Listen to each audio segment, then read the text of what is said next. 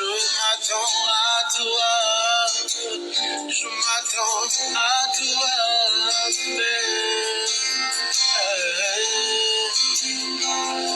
mes yeux sont sur toi, je te cherche Jésus, oh je viens dans ta présence, le cœur assoiffé de toi.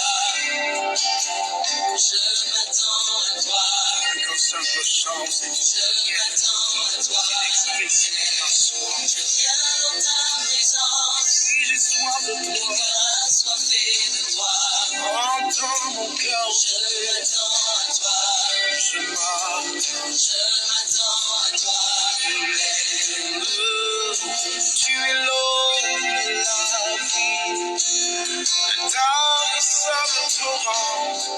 Approuve-moi de ton amour, de ton esprit, oh Père, je viens.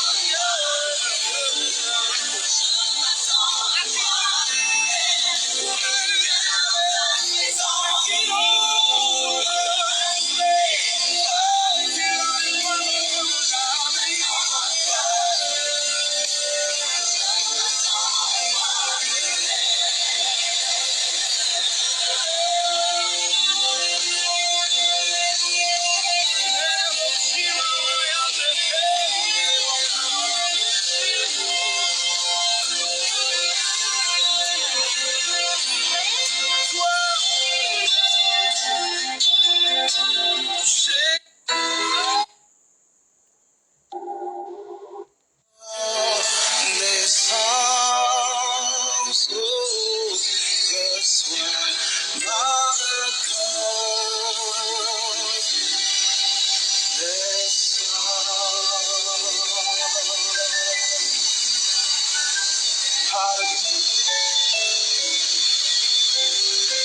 Que ce chant nouveau monte jusqu'à toi.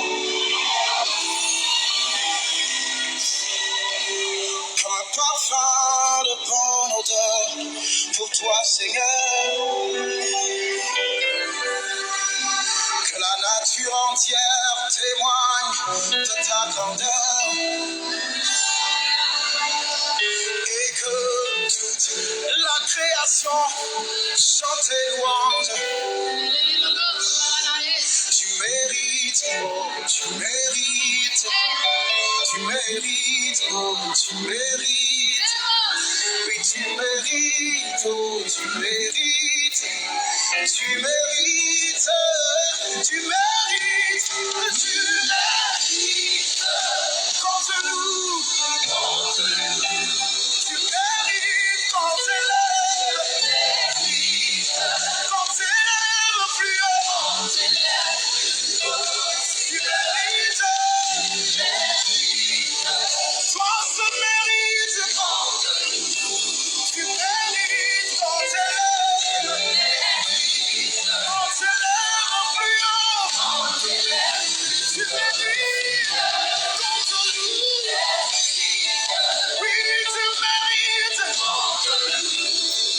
Tu nous as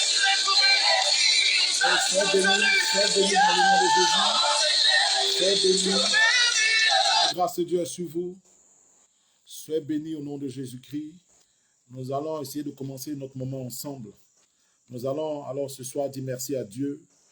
Et j'ai une pensée assez forte pour toutes ces nations qui sont en ce moment troublées par certaines calamités, troublées par la guerre, et que, je ne sais pas, mon esprit est en train de bouger pleinement. Et je voudrais qu'on remercie d'abord le Seigneur. Je veux qu'on remercie le Seigneur pour nos vies, pour nos actions, pour la semaine, pour tout ce qu'il a permis qu'il soit. Disons merci à Dieu ensemble. Père, nous voulons te remercier et nous te bénissons. Alors nous te rendons toute la grâce et nous te célébrons. Merci, Père éternel, Dieu de gloire, Seigneur, de prendre contrôle. Merci, merci, mon fils Olivier. Merci encore, la grâce est sur toi. Merci, Jésus-Christ, pour ta bonté qui nous est manifestée, pour la semaine que nous venons de vivre.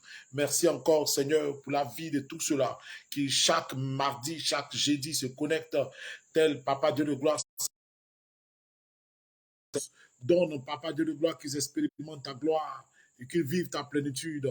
À toi soit l'honneur et la gloire. Merci pour la vie, Papa Dieu de gloire, de toutes ces personnes. Merci encore, parce que tu vas te glorifier encore ce soir dans les vies. Béni, béni, béni, béni sois-tu, Jésus-Christ, pour ce que tu commences. Père éternel de gloire, je sais que quand tu commences quelque chose, tu l'achèves. Nous pouvons compter sur toi, nous croyons que tu es capable. Tu es un Dieu puissant et merveilleux. Gloire et grâce te revient. Je veux qu'on prie maintenant pour... On va prier certainement pour Haïti, on va prier pour l'Afghanistan. Il y a là-bas des chrétiens, même pas forcément des chrétiens, mais toutes ces personnes-là qui vivent des calamités. On va se souvenir d'eux et puis on va les porter en prière. On va dire à Dieu, Seigneur, soutiens-les. Seigneur, soutiens-les, soutiens-les, soutiens-les. Seigneur, je veux te recommander ces pays qui sont touchés, Papa Dieu de gloire, par quelque crise que ce soit. Je te bénis pour Papa Dieu de gloire Haïti. Je lève ton nom encore, Père éternel, Dieu de gloire, Seigneur, pour que tu te souviennes, Papa Dieu de gloire, de l'Afghanistan, Seigneur.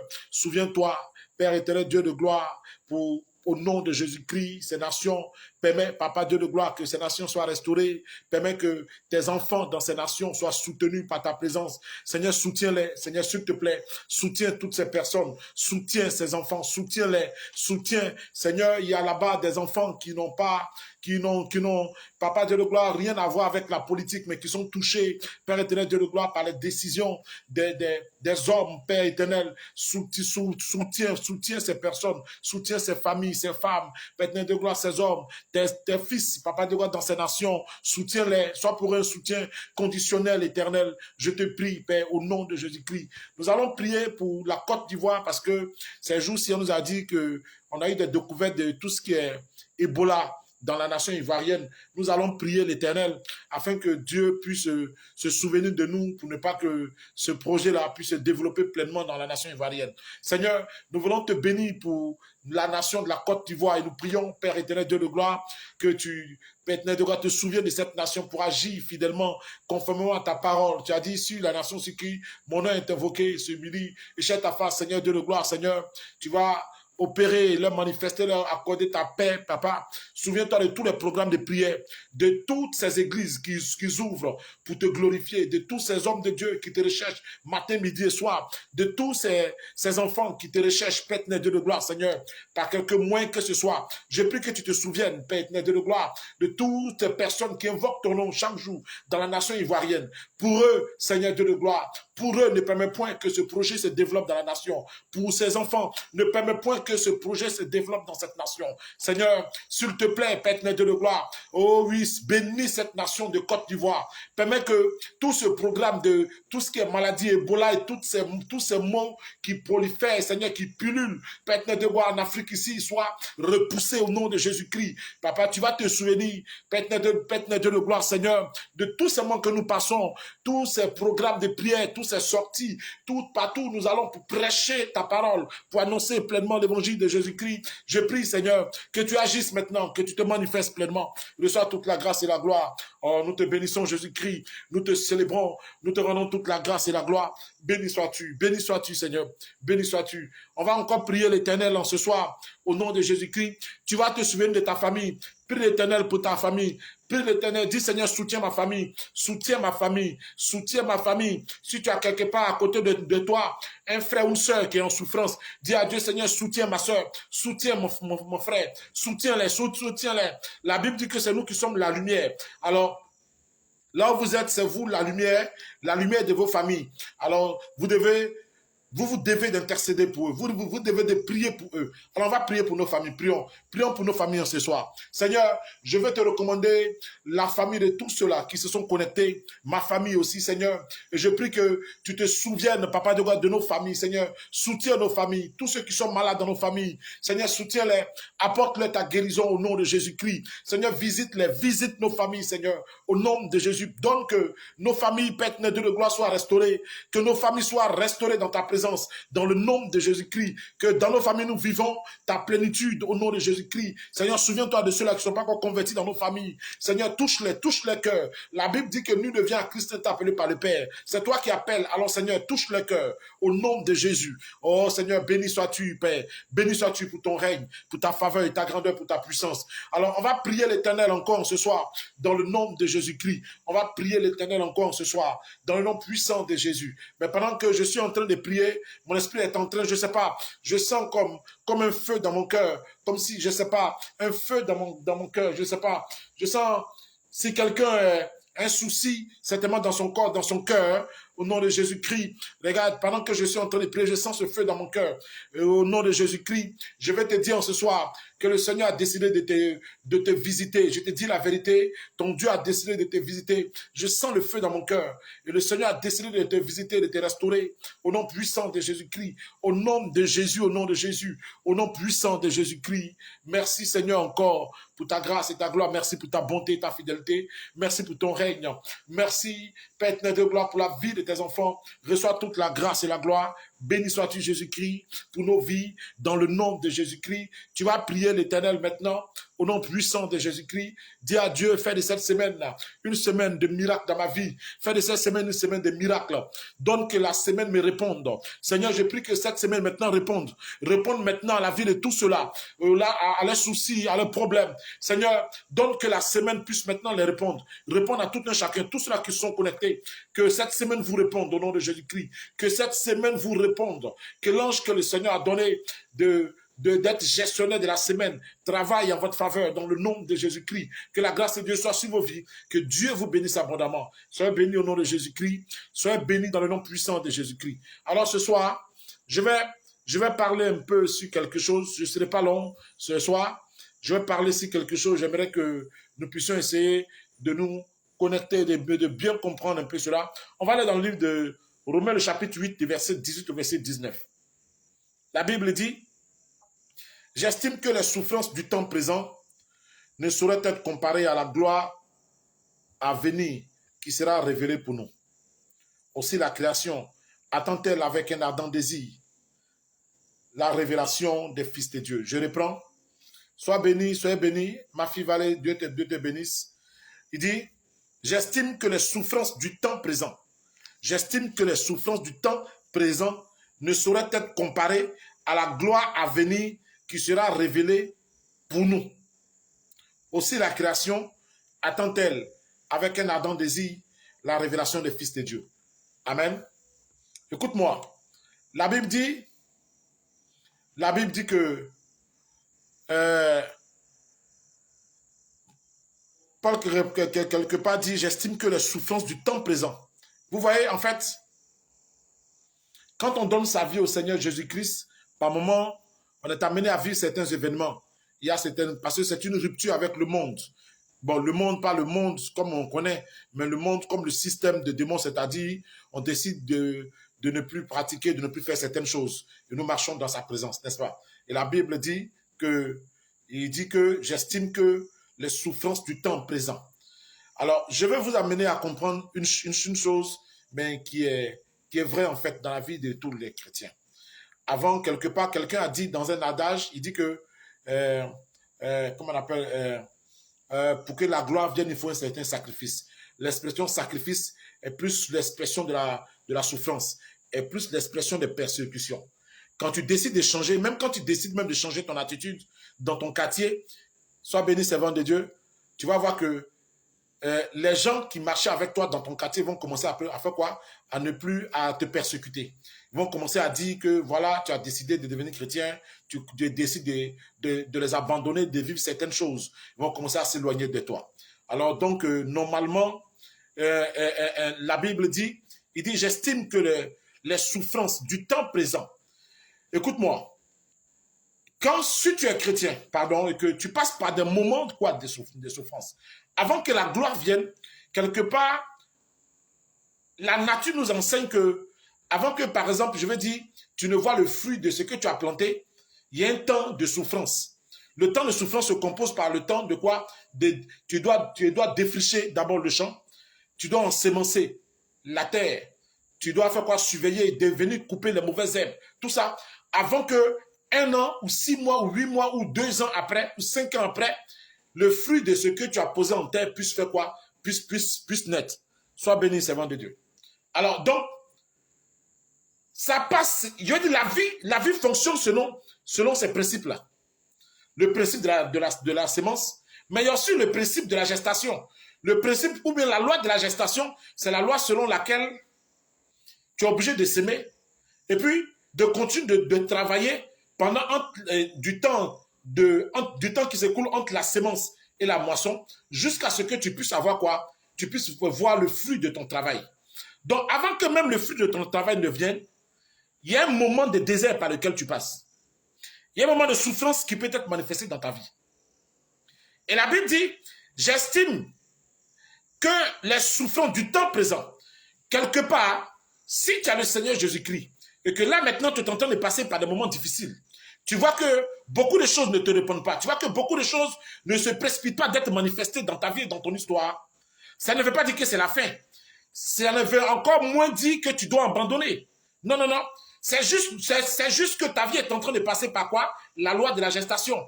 La loi de la gestation, c'est la loi selon laquelle tu dois s'aimer, travailler pendant le temps je veux dire, le temps que la chose est en train de grandir peut-être en terre, jusqu'à ce que tu puisses voir le fruit. Donc, même si les choses ne te sont pas encore manifestées, non, non, non, tu ne dois pas abandonner ni encore moins te décourager. Ce soir, je vais dire à quelqu'un que les souffrances, les persécutions et les problèmes qui sont en train d'être manifestés au devant de toi ne sont même pas pour ta destruction. Et quand tu es dans le Seigneur, il faut que tu apprennes à changer ta manière de voir les choses. Tu dois voir les épreuves comme étant, je veux dire, une opportunité de te consacrer.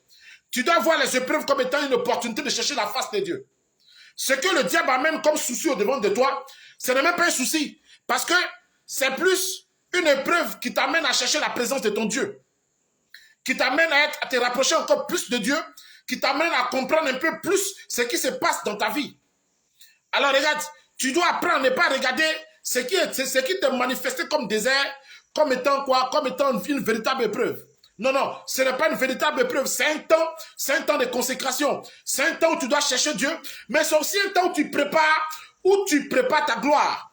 La gloire se prépare dans le désert. La gloire ne se prépare pas, je veux dire, peut-être dans la plénitude. Et généralement, quand les gens sont dans la plénitude, c'est-à-dire qu'ils ne prennent pas le temps véritablement de préparer. Mais quand la gloire se prépare au désert, c'est quand les choses sont dites que tu commences à mettre en place le plan. Donc quand tu commences à chercher la face de Dieu, Dieu va commencer à te donner quoi? Des éléments qui définissent, disons, ce que sera ta vie. Regarde bien le passage. Il dit, j'estime que les souffrances du temps présent ne sauraient être comparées. Alors ce que tu vis là ne peut même pas se comparer à la gloire de ta destinée. La souffrance par laquelle tu passes là n'est rien devant la gloire de ta destinée. La souffrance et les problèmes que tu vis maintenant ne sont rien devant ce qui sera manifesté dans ta vie. C'est ce que la Bible dit. La Bible dit que ta destinée, elle est glorieuse. Parce que ce à quoi Dieu t'appelle, c'est quelque chose de puissant. La Bible dit que tu seras la tête, tu ne seras jamais la queue. La Bible dit que c'est chez toi qu'on viendra demander. La Bible dit que tu déposeras en terre. Et ce que tu déposeras va te donner quoi? Va te donner 7 fois plus. Donc, À la réalité, tu es condamné à prospérer, tu es condamné à devenir puissant dans ta génération. Mais ça commence par le fait que tu travailles dans le désert. Ça commence par le fait que tu ne fuis pas les épreuves. Ne fuis pas, c'est pas parce que les choses sont devenues difficiles que tu dois abandonner. La Bible dit que tu dois demeurer. La Bible dit n'abandonnez donc pas votre assurance. Cette assurance que vous avez placée dans le Seigneur, vous ne devez pas abandonner cette assurance-là. C'est dans Hébreu, je crois, le chapitre 10, verset 35. Il dit n'abandonnez pas votre assurance. Cette assurance que vous avez placée dans le Seigneur. Et la Bible dit au verset 38 de Hébreu 10, le verset 38, la Bible dit, mon juste vivra par la foi, mais s'il s'y retire, mon âme ne prend pas plaisir en lui. Dieu nous appelle à vivre par la foi. Écoute-moi, c'est par la foi que tu as décidé de t'engager dans cette nouvelle vie dans laquelle tu es. C'est par la foi que tu as décidé, exemple, de faire quoi? De rentrer dans ton mariage. C'est par la foi que tu as décidé de partir en voyage. C'est par la foi que tu as décidé de vivre ce que tu vis maintenant. Mais si tu as commencé par la foi, ne finis pas par la chair. Continue de croire parce que ce dans quoi tu es va finir par te répondre. Je te dis la vérité. Ce dans quoi tu es va finir par te répondre. Qu'importe les épreuves par lesquelles tu passes, écoute-moi, ces épreuves ne sont pas pour ta destruction. Ces épreuves sont seulement pour ta formation. Ces épreuves-là te préparent à manifester la plénitude de la grâce de Dieu. La Bible dit, aussi la création entend-elle avec un ardent désir la révélation des fils de Dieu. Alors qu'est-ce que je veux dire? Les épreuves par lesquelles tu passes sont en train de préparer à révéler le fils de Dieu que tu es. Sont en train, les épreuves là, la situation, le désert que tu vis là, est en train de te prépare ta révélation, prépare ton élévation, prépare, disons, la gloire de Dieu dans ta vie. Écoute, c'est un principe de la vie, hein. C'est une loi en fait. Et la Bible dit qu'il y a un temps pour toute chose. Ben, il y a un temps pour naître, il y a un temps pour mourir. Mais entre naître et mourir, il y a un temps. Ça, c'est la vie que tu mènes. Il y a aussi un temps pour s'aimer, mais il y a aussi un temps pour récolter. Mais entre la semence et la récolte, il y a aussi un temps. Et tu vois, ce temps-là, entre ces deux temps-là, c'est ça qui est la loi de la gestation. Tu dois pas négliger ces choses-là. Tu ne dois pas fuir parce que c'est devenu difficile. Tu ne dois pas abandonner parce que les gens commencent à se poser peut-être à toi. Je vais dire que dans ton travail, ou bien, je vais dire là où tu es, les gens s'opposent à toi. Écoute-moi, on ne combat pas contre quelque chose qui n'existe pas. Et quand même les gens s'opposent à toi, c'est parce que tu as quelque chose. C'est parce que tu as une valeur que les gens s'opposent à toi. Dans ton travail, là, les gens s'opposent à toi parce que tu as une valeur. Dans ton foyer, les choses ne sont pas peut-être comme ça doit être, mais c'est parce que c'est un bon foyer. Alors les choses vont, tu dois travailler à mettre en place la gloire dans ton foyer. N'abandonne pas, mon frère. N'abandonne pas, ma soeur. N'abandonne pas. Ne laisse pas la situation tuer. Je veux dire l'engouement que tu avais. Cet engouement que tu avais au départ. Toute cette fougue que tu avais. Où est passée ta fougue? Reviens à ton premier amour. Reviens à ton premier amour. La situation peut être difficile.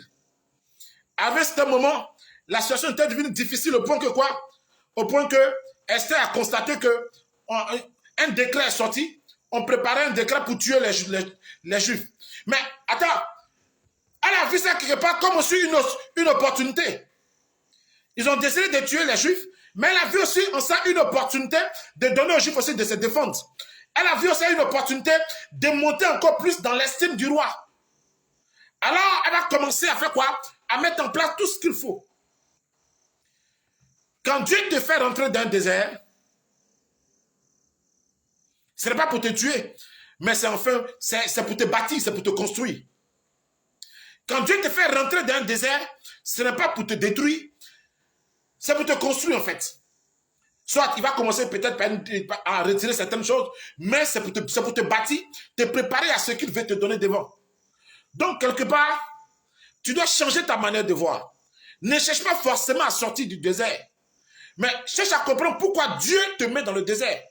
La porte du désert, ou bien la porte de sortie du désert, c'est de chercher ce pourquoi Dieu te met dans le désert et de commencer à changer ta manière d'être ou ta manière de faire et de marcher comme Dieu veut que tu marches. Regarde, Rapidement, tu vas sortir, mais plus avec un enseignement, et tu vas sortir grandi. Tu vas sortir avec un potentiel. C'est dans le désert que le potentiel s'affine. On affine le potentiel dans le désert. Alors c'est dans le désert que tu commences à apprécier, tu commences à changer ta mentalité. Regarde, celui qui est passé, exemple, celui par exemple qui a vécu, qui a vécu au village, dans des conditions misérables, dans des conditions difficiles, et là-bas qui n'avait pas à manger, qui n'a pas dit, mais quand il vient à Abidjan ici, je parle pour ceux qui sont en Côte d'Ivoire, mais quand il vient à Abidjan, écoute-moi, attends, mais la galette d'Abidjan n'est rien. Au moins ici, regarde, c'est-à-dire que il a déjà appris à vivre quelque part là-bas dans certaines souffrances. Ici, il y a beaucoup de choses à faire. Il peut faire une petite table, commencer à vendre des petites choses. Il peut vendre biscuits, il peut même vendre de l'eau. Tu vois? Et bien, il va vendre de l'eau, il va trouver quelque chose. Il y a au moins gaba à manger. Donc, je vais te dire que si tu as connu le désert, quand le Seigneur, c'est que le désert va transformer ta mentalité, le désert va te formater, va te transformer totalement et faire de toi quelqu'un qui est prêt à faire quoi? À rentrer dans quelque chose de nouveau. Amen. Alors, je vais dire à quelqu'un que ce dans quoi tu es rentré avec la foi. Alors, vas-y, réveille ta foi. Continue avec la foi et n'abandonne pas. La Bible dit qu'à la création attend avec un ardent désir. Aussi la création attend avec un ardent désir la révélation des fils de Dieu. Je vais te dire que cette vie-là n'attend que ta révélation. Regarde, cette vie-là n'attend que ta révélation. Je vais te dire que tu as une histoire. Tu n'as pas à jouer dans l'évolution de la société ivoirienne. Tu n'as pas à jouer. Non, non, cette société ne se bâtira pas, ne se construira pas en dehors de toi. Tu as une part, mais une part puissante à jouer. Tu as une véritable part à jouer. Tu as une action véritable à faire quoi? À poser. Tu as des choses à faire pour faire grandir cette société. Mais si tu n'es pas bâti, si tu n'es pas construit, si tu n'es pas formé, si tu n'as rien à donner à la société, comment est-ce que tu veux faire quoi? Comment est-ce que tu veux participer à l'évolution, à l'éclosion, à la manifestation de cette société? Voici ce pourquoi Dieu permet que tu passes par des moments difficiles, c'est en vue de te construire. Je reprends le verset. Romains chapitre 8, verset 18 à 19. Il dit, j'estime que la souffrance du temps présent ne saurait être comparée à la gloire à venir qui sera révélée pour nous. À la réalité, là, il est en train de parler de la gloire dans le Seigneur Jésus-Christ. Mais par transposition, cette gloire, elle s'attache aussi à notre vie physique. Amen. Amen, amen. Si tu es d'accord avec moi, donne-moi des cœurs si tu es d'accord avec moi. Parce que je crois que le Seigneur est en train de se préparer à te bénir. Alors ce message-là, c'est toujours dans l'optique de quoi? C'est toujours dans l'optique de l'enseignement des Elohim et des fils de Dieu. Les fils de Dieu ont la conscience transformée. Les fils de Dieu ont la conscience transformée. J'ai l'habitude de dire que celui qui a grimpé sur la montagne et celui qui est au bas de la montagne n'ont pas les mêmes manières de voir. Celui qui a gravi la montagne, quand il gravit la montagne, plus il met des pas et il avance, regarde, il est transformé. Il y a beaucoup de choses qu'il abandonne. Plus il grimpe, il y a beaucoup de choses qui se détachent de lui. Et quand il arrive en haut, c'est toute une autre personne qui arrive en haut. Alors, regarde, l'ascension de la montagne est égale aux souffrances par lesquelles tu passes. Gravir à la montagne, il n'est pas donné à n'importe qui. Ce sont ceux qui ont la volonté. Ce sont des hommes et des femmes de décision. Ce sont des hommes et des femmes qui sont véritablement engagés, qui sont capables de gravir la montagne. Alors, regarde, gravir la montagne, ce sont les épreuves par lesquelles tu es passé. Gravir la montagne, ce sont les situations compliquées qui, chaque jour, se sont manifestées dans ta vie. Gravir la montagne, c'est lorsque tu étais rejeté dans ta famille, dans la société. Tu n'avais aucune identité parce que tout le monde ne te regardait pas. Les gens ne te regardaient pas comme tu voulais que les gens te regardent. Les gens te méprisaient. Les gens te regardaient comme, disons, quelqu'un qui n'avait rien, quelqu'un qui n'avait pas d'avenir. Parce que quand on voyait ta personne, on s'est dit que tu n'as pas d'avenir quelque part. C'est ça, gravir la montagne. Mais tu as continué, tu n'as pas abandonné. Tu as continué, tu n'as pas abandonné. Tu as continué de poser pas sur pas. Et tu as continué de croire. Tu t'es toujours attaché à ta foi dans le Seigneur Jésus-Christ. Tu as continué de grandir. Tu as continué de grandir dans sa présence. Tu as continué d'évoluer. Tu as continué d'évoluer malgré tout ce qui était manifesté contre toi. Tout ce qu'on disait, tout ce qu'on pouvait te faire. Tu as continué d'évoluer. Tu n'as pas abandonné. Regarde, là où tu es arrivé, tu es vers le sommet.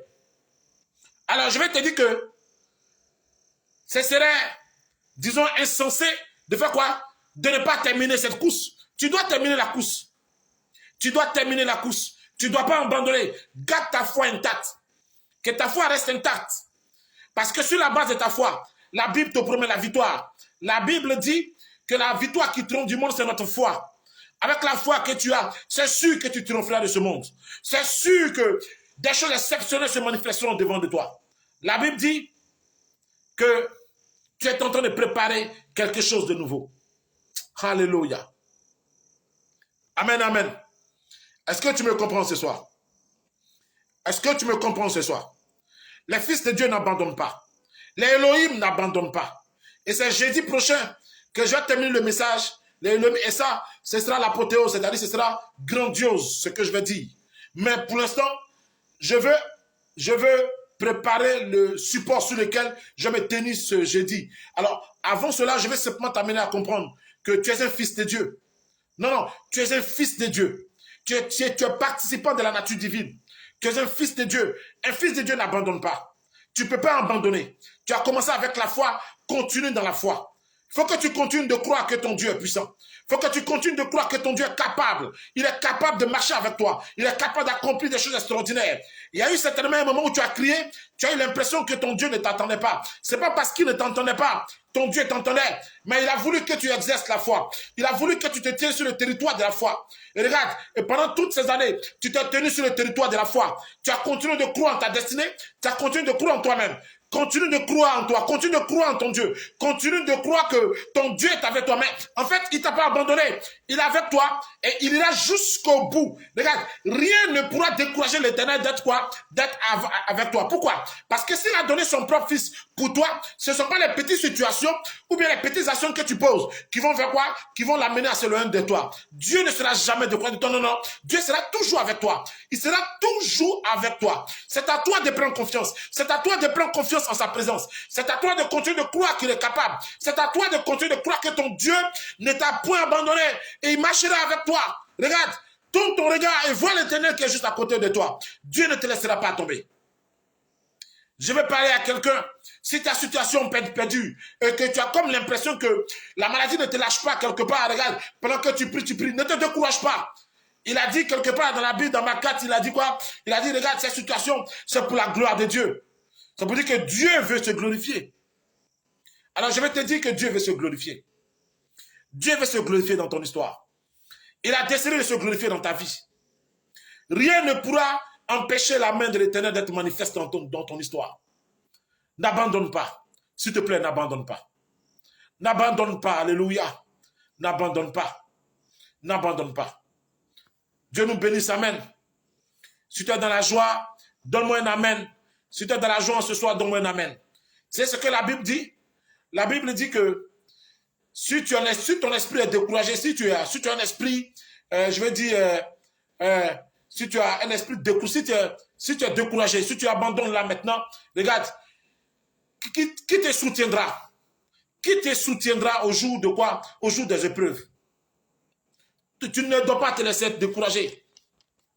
Ne laisse rien te décourager. Ne laisse rien te décourager. Ça, c'est une chose. Pour que le manguier devienne ce qu'il est, il a fallu qu'un jour, juste le noyau soit posé en terre. Or, il y a plus qu'un manguier ici. Il y a même plus qu'un fromager. Et celui qui est plus qu'un fromager, c'est bien toi. Pour te dire que tu as une grande destinée. Donc, c'est pas ce que tu vis là maintenant qui peut t'empêcher de poursuivre ton rêve, qui peut t'empêcher de poursuivre le programme de Dieu pour ta vie. Demeure connecté à la grâce de Dieu. Demeure dans la foi. Continue de prier. Continue de jeûner. Continue d'invoquer l'Éternel. Ne laisse personne te décevoir, ne laisse personne te décourager. Tu es en train de payer le prix. Mais sache que quoi? Quand on paye le prix, c'est qu'il y a la gloire devant. Tous ceux qui ont payé le prix, ils sont tous rentrés dans la gloire. Alors le prix que tu es en train de payer là maintenant, c'est parce qu'il y a une gloire devant. Amen, amen. Amen, amen. Alors je vais prier pour quelqu'un. Je vais prier pour quelqu'un qui est découragé. Je vais prier pour quelqu'un qui est déçu. Je vais prier pour quelqu'un qui, certainement, peut-être veut abandonner. Je vais prier pour quelqu'un qui se dit que vraiment, je n'en peux plus. Non, non, non. Écoute-moi. Ne baisse pas les bras. Seigneur, je te recommande la vie de toutes ces personnes qui sont connectées. Au travers d'elles, je vais me souvenir de tout cela. Dans le nom de Jésus-Christ, qui vivent des situations compliquées, qui sont liées à ces personnes connectées au nom de Jésus-Christ. Seigneur, fortifie les cœurs. Fortifie les cœurs, Seigneur, au nom de Jésus-Christ. Donne-leur, Papa de God, la force de surmonter. Donne-leur la force de surmonter les situations compliquées. Donne-leur la force, Papa de gloire, Seigneur, de surmonter ces situations. De ne pas regarder, Père de gloire, au mépris. De ne pas regarder, Père de gloire, Seigneur, à la situation actuelle. Mais de regarder à ce qui est devant. Ce qui est devant, c'est le but. Ce qui est devant, c'est le but. La Bible dit, fixons nos regards vers ce qui est devant. Et oublions ce qui est derrière. Fixe tes regards vers le but.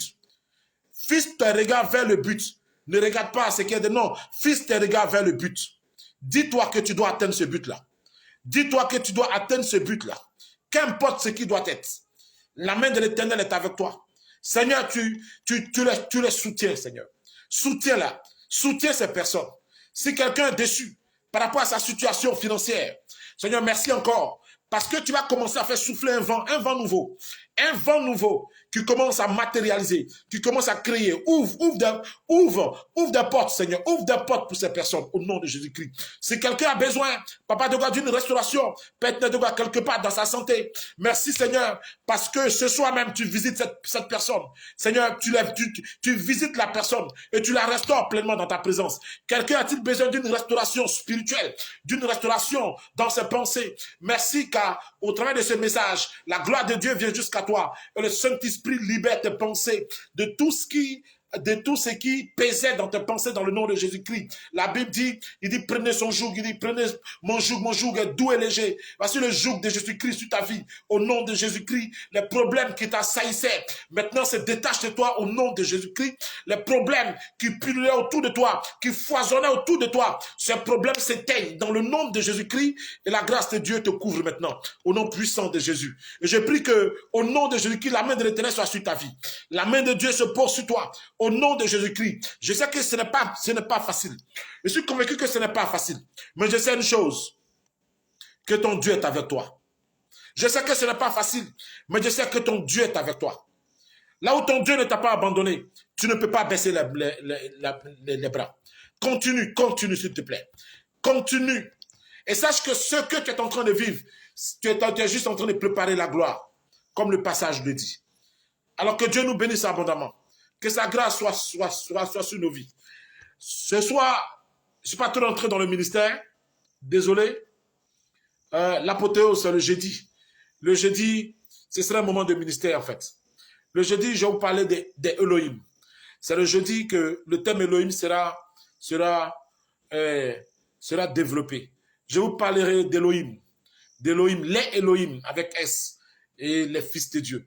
Je vous parlerai de la grande différence entre Elohim et les fils de Dieu.